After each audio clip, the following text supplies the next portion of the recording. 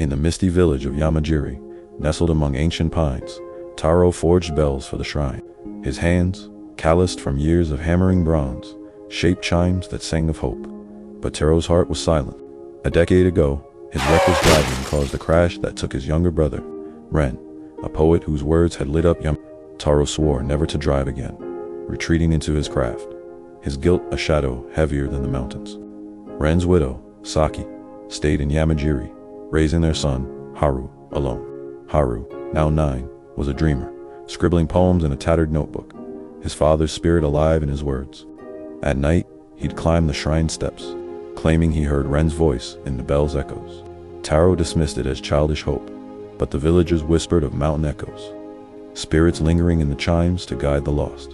One spring, a wanderer named Emi arrived, a musician with a battered shamisen and eyes that saw too much. She played haunting melodies at the shrine, drawing crowds and stirring Taro's buried pain. Her music echoed Ren's poems, uncanny in its familiarity. Emi told Taro one evening, but they could sing of forgiveness. He bristled, avoiding her gaze, but her words clung like dew. Haru befriended Emi, sharing his poems.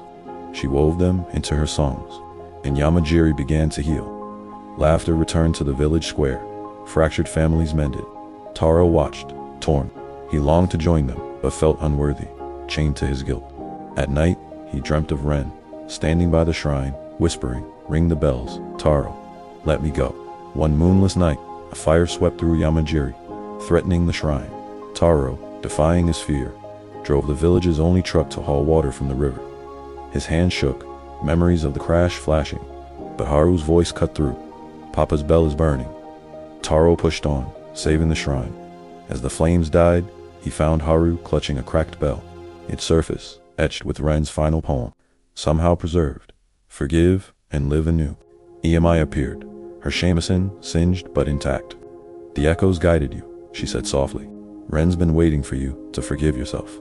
Taro wept, realizing the bells held not just Ren's voice, but his absolution. He rang the cracked bell, its note pure, and felt lighter than he had in years. By summer, Taro rebuilt the shrine's bells, each one infused with Haru's poems and Emi's melodies. He named the largest Ren's echo, a tribute to his brother's light. Emi stayed, her music now a village staple, and Taro began to smile, his craft no longer a refuge, but a bridge to others.